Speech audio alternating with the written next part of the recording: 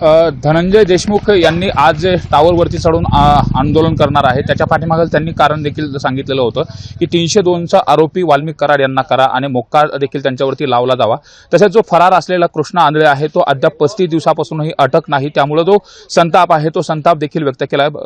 त्याचबरोबर दुसरी एक महत्त्वाची सुवर्ण याच्यामध्ये माहिती समोर येते की जे देशमुख कुटुंबाचा तपासी यंत्रणांनी जो जबाब घेतलेला आहे त्या जबाबमध्ये देखील वाल्मिक कराड यांचं नाव घेतल्याचं देखील विश्वसनीय सूत्रांनी माहिती दिलेली। जो जबाब नोंदवला गेला, पुरवणी जबाब जो नोंदवला गेला त्याच्यामध्ये वाल्मिक कराड यांनी संतोष देशमुख यांना धमकी दिल्याचा देखील जो जबाब आहे त्याच्या पत्नीचा आणि धनंजय म्हणजे संतोष देशमुख यांचे बंधू यांचा देखील जबाब आहे। त्यामुळे आता या प्रकरणामध्ये महत्त्वाची गोष्ट हीच पाहावी लागणार आहे की वाल्मिक कराड यांना 302चा आरोपी केला जाते का। गेल्या 14 दिवसापासून वाल्मिक कराड हे CID कोठडीमध्ये आहेत, ते खंडणी प्रकरणामध्ये आहेत। मात्र आता या हत्येच्या प्रकरणामध्ये त्यांना पोलीस कोठडी मागितली जाणार का, त्या संदर्भातली काही शासकीय आणि पोलीस पातळीवरची काही प्रक्रिया झाली का हे देखील पाहणं महत्त्वाचं ठरणार आहे। मात्र आज जर आपण बघितलं तर या मसाजो गावामध्ये 2 जे मोबाईलचे टावर आहेत आणि त्या टावरपाशी मोठा बंदोबस्त ठेवण्यात आलेला आहे आणि या आंदोलनापासून मज्जाव करण्याच्या अनुषंगाने देखील केलं जातं आणि आज वेगवेगळे नेते देखील या ठिकाणी येऊन भेट घेत आहेत। त्यामुळे साहजिकच 35 दिवसानंतरही संतोष देशमुख यांच्या हत्यारे अद्यापर्यंत मोकाट का असा प्रश्न उपस्थित केला जातो आणि त्यामुळेच